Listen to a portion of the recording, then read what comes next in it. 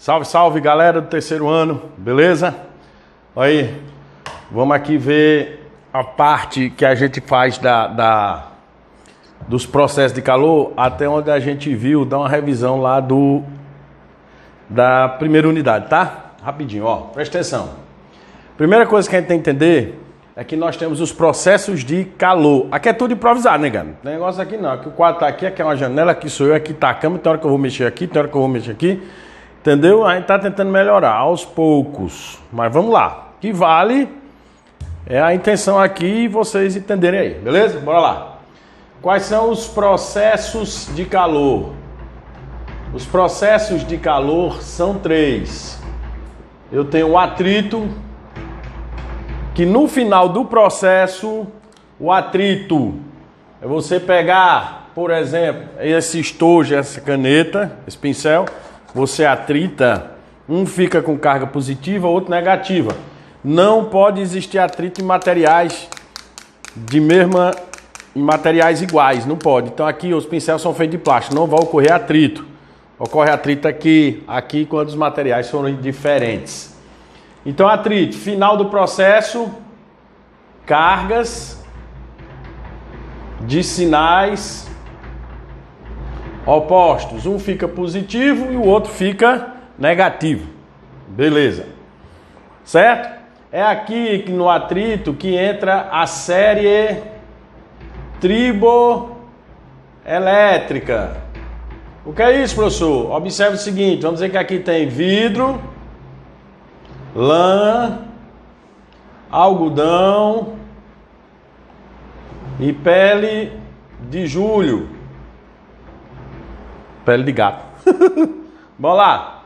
Se aqui é positivo e aqui é negativo, quando eu atritar vidro com lã, quem é que dá mais próximo do positivo? O vidro. Então o vidro fica positivo, lã fica negativo.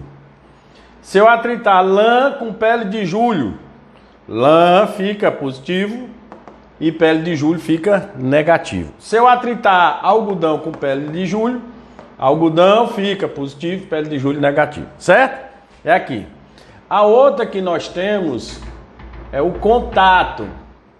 No contato, o que é que vai acontecer? No final do processo, cargas de mesmo sinal. Ou seja, se um corpo é positivo e entrar em contato com outro que está neutro, aquele corpo que está neutro vai ficar também com carga positiva, certo? Beleza? É porque estão ligando aqui, deixa eu recusar aqui, né, negado? Tá no celular. Esse negócio da mão, certo? Muito bem, bora lá. No contato, presta atenção, eu tenho um corpo neutro. Pessoal, o que é um corpo neutro? Muita gente imagina que o corpo que não tem carga. Não, senhor, o corpo neutro tem carga sim. Só que ele tem um número de prótons, ou seja, as cargas positivas, é igual ao número de elétrons, carga negativa. Então, se eu tiver 2 prótons aqui, eu tenho 2 elétrons, e aí eu tenho um corpo neutro. E vamos dizer aqui que eu tenho um corpo eletrizado, um corpo X, eletrizado positivamente. Então, isso significa dizer que ele tem mais cargas positivas do que cargas negativas. Então, um corpo desse, tá vendo, ó? Um corpo desse, ele tem mais carga positiva que negativa. Então, nesse caso, esse corpo aqui é um corpo com falta de elétrons, porque ele tem mais positivo. Se eu colocar esses dois corpos em contato, o corpo neutro e o corpo X, de onde vocês acham que vai sair elétron? Lembre-se, é o elétron que sai, não é o próton. Então, de onde é que vocês acham que vai sair elétron? Vai sair elétron de N para X ou de X para N? Observe o seguinte, esse corpo aqui não é positivo? Se sair elétrons de X para N, esse corpo N vai ficar negativo. No final eles têm que ter cargas de mesmo sinal. Então vai sair elétrons de N para X. Aí o que é que eu vou ter aqui? Aí eu vou ter no final do processo, ó, 2 positivos e 1 negativo. O neutro, que era antigamente, esse corpo era neutro, ficou positivo. E o outro ainda continuou positivo, mesmo ganhando um elétron. Então aqui no final do processo, você vai ter cargas de mesmo sinal, certo?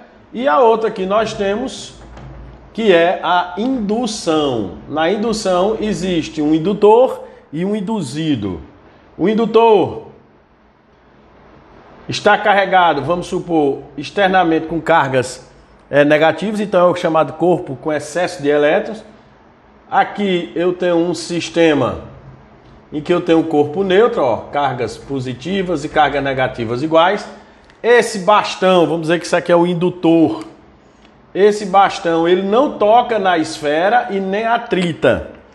Ele só vai ficar longe a uma certa distância induzindo. Qual é a tendência do negativo? Atrair quem? Atrair o positivo. O positivo vem para cá, ó, tá vendo? E negativo com negativo se afasta. A primeira parte aqui ele está afastando. Aí o que é que eu faço? Eu ligo um fio terra a essa esfera, ó. Isso é a simbologia de um fio terra. Atentar nisso aí. O que é que vai ocorrer? Se isso aqui é negativo, a tendência desses elétrons é descer, ó, para a Terra. Tá vendo? Essa é a tendência. E aí no final do processo, ele desliga o fio terra, depois que ele faz tudo isso. E no final do processo eu tenho um corpo carregado negativo e minha esfera também um corpo com um corpo carregado positivo. Ou seja, na indução, no final do processo, cargas, esqueci de colocar aqui, de sinais opostos. Beleza? Tá aí os processos de eletrização. Ok? Bora dando continuidade aqui. Certo? Lembrando que isso aqui é muito importante. Então, dando continuidade, nós vamos agora aqui para esse lado aqui que eu quero falar um pouquinho do contato. No contato, pessoal, no contato, vamos supor que você tenha um exemplo. Exemplo 1, né? Vamos supor que você tenha aqui 2 esferas, ou 3, né? Vamos supor que você aqui tenha 2 esferas ou 3. Então vamos dizer que tu tem uma esfera A neutra, tu tem uma esfera A. Oh, droga. Oh, no. Não tem aquele negócio? Então esfera A neutra, tu tem uma esfera B com a carga Q, e tu tem uma esfera C com uma carga 2Q. Tá vendo aí? Certo? Aí eu quero colocar em contato A com B primeiro e depois A com C. E no final do processo eu quero as cargas de todo mundo. Presta atenção que vai ocorrer aqui. Na hora que tu colocar A com B, tu vai ter carga de AB, é a carga de A mais a carga de B dividido por 2. Certo? O que é que eu vou ter aqui? A carga AB. Carga A é neutra, então é 0. A carga B vale quanto? Q dividido por 2. 0 mais Q é Q. Então a carga AB é igual a Q sobre 2. Ok? Agora eu vou colocar A com C. Presta atenção agora. Antes A era neutro. A agora é Q sobre 2. E B que era Q, agora é Q sobre 2. Tu não vai colocar aqui neutro e Q não na próxima. A com C. A com C é igual carga de A mais a carga de C dividido por 2. Carga AC é igual. Quanto é a carga de A? A carga de A agora é essa daqui, ó.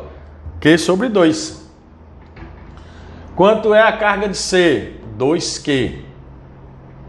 Tá vendo? O que é que eu faço aqui? Matemática simples.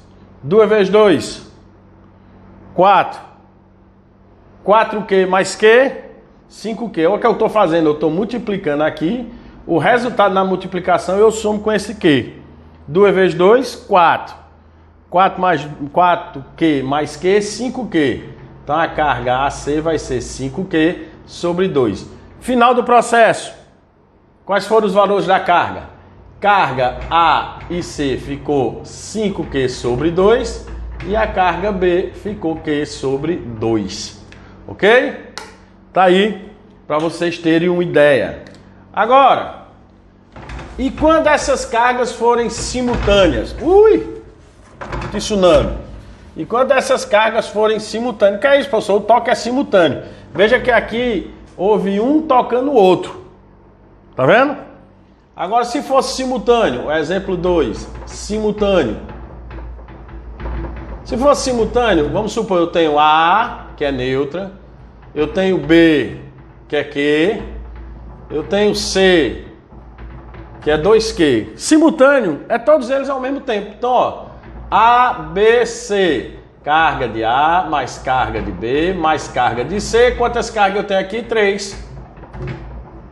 Logo, A, B, C é igual a 0, mais Q, mais 2Q, dividido por quanto? Tudo por 3. Somando isso aqui, A, B, C. 3Q sobre 3. Corta isso aqui. A, B, C é igual a Q. Tá aí a resposta. Certo?